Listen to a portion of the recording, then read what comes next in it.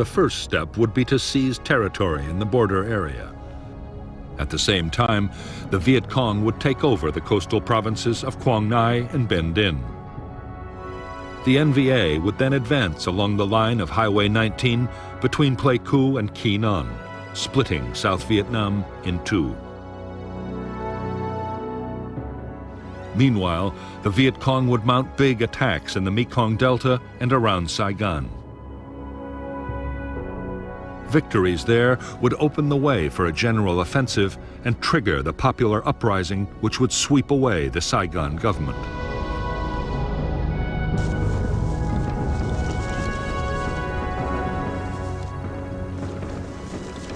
While the North Vietnamese Army prepared its divisions for infiltration into the south, the NLF stepped up their campaign.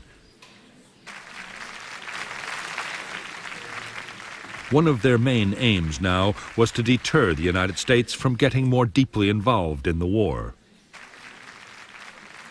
With the U.S. presidential election coming up, reminding Americans that intervention had a price just might pay dividends.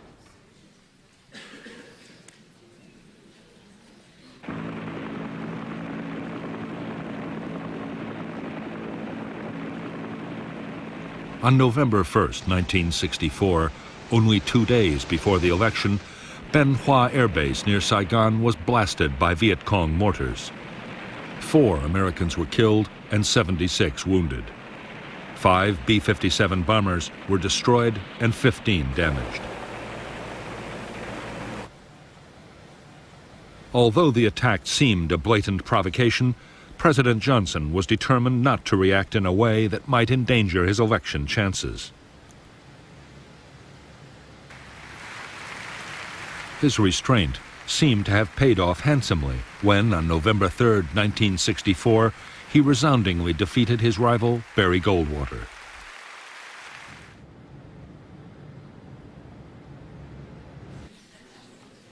By now, Johnson's advisors feared that South Vietnam could be on the brink of collapse.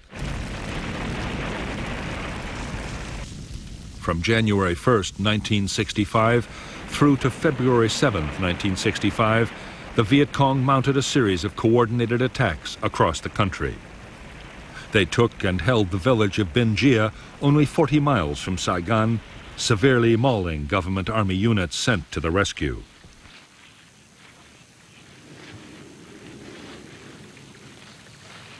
Altogether, 200 government troops were killed near Binh Gia, along with 5 American advisors.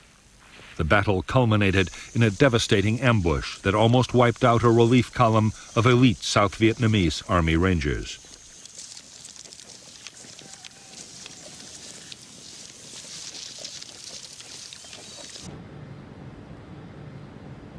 In Washington, the pressure to do something to save South Vietnam was now intense. Although Johnson doubted that bombing North Vietnam could dissuade it from supporting the Viet Cong guerrillas, he agreed to let military planners prepare a major campaign. Meanwhile, a series of strikes would be launched as reprisals if there was any major attack by the Viet Cong.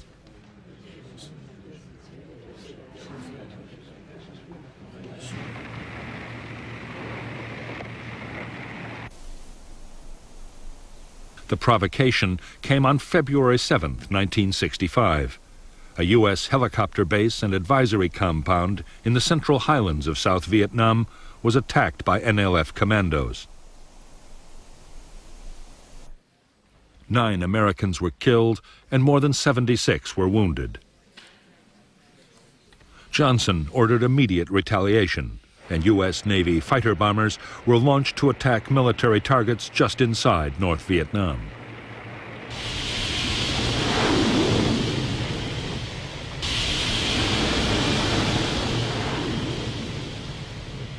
Only 3 days after the U.S. raids, there was another attack by the Viet Cong on Americans.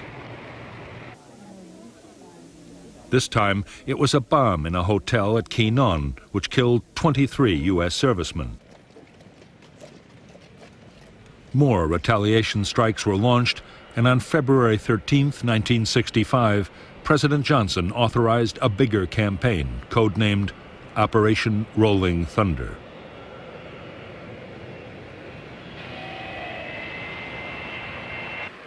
Rolling Thunder was to be a limited but long-lasting offensive. Its aim was to force North Vietnam to stop supporting the guerrillas in the south.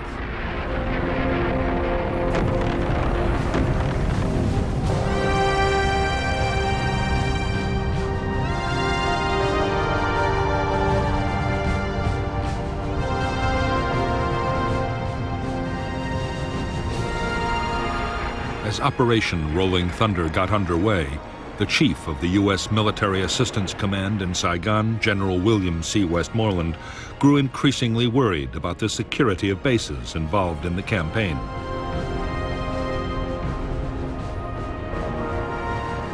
Da Nang, sited in a largely hostile area and guarded by a small Vietnamese army unit, was particularly vulnerable to Viet Cong attack. Westmoreland asked for 2 battalions of U.S. Marines, 3,500 men, to be deployed around the base.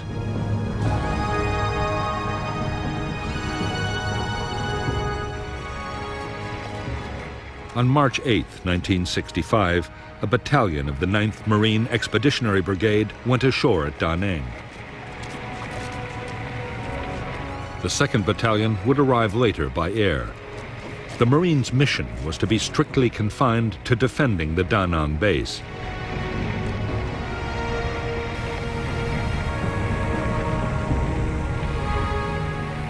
However, even as the troops were landing, General Harold K. Johnson, the Army Chief of Staff, was already in Saigon to talk about much bigger deployments.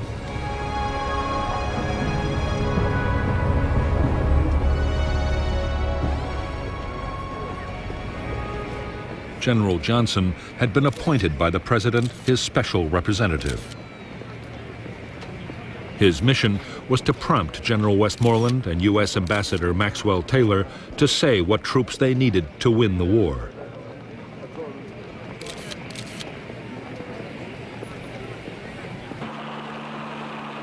In fact, General Johnson and his fellow commanders on the Joint Chiefs of Staff already had a clear idea of the forces they wanted for Vietnam.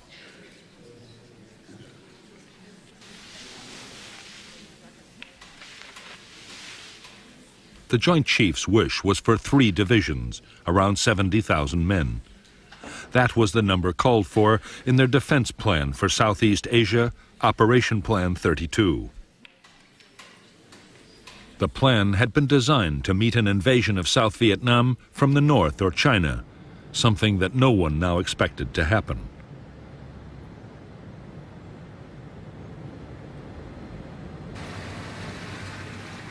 However, as part of the plan, airfields, communications, and other facilities had already been put in place. Now, large numbers of troops could be deployed as soon as the President gave the order.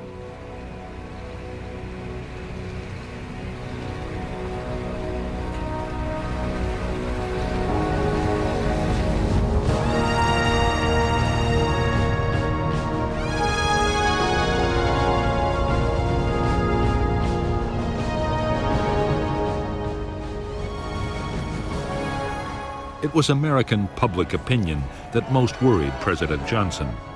He was determined to move slowly on sending more men to Vietnam. He agreed to another 3,000 Marines and 20,000 logistics and support troops to prepare for further deployments. But for the moment, that was as far as he would go.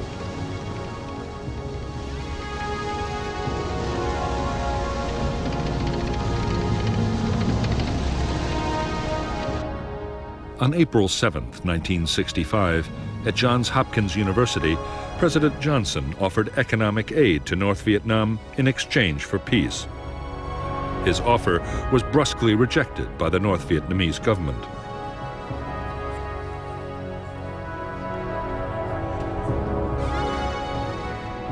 Two weeks later, Johnson agreed to raise U.S. combat strength in Vietnam to more than 60,000 troops. Allied forces from Korea and Australia would be added as a sign of international support.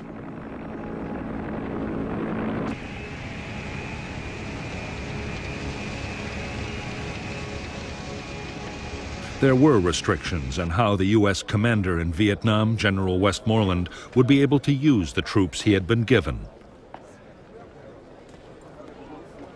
They were to operate only inside clearly defined enclaves around their bases.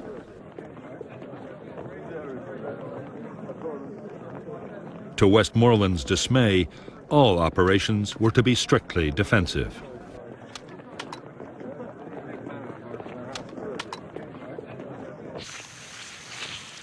The American policy of defending enclaves would soon be severely tested by the Viet Cong. The guerrillas were planning to unleash a massive offensive. The campaign was designed to inflict the final blows on the tottering South Vietnamese state.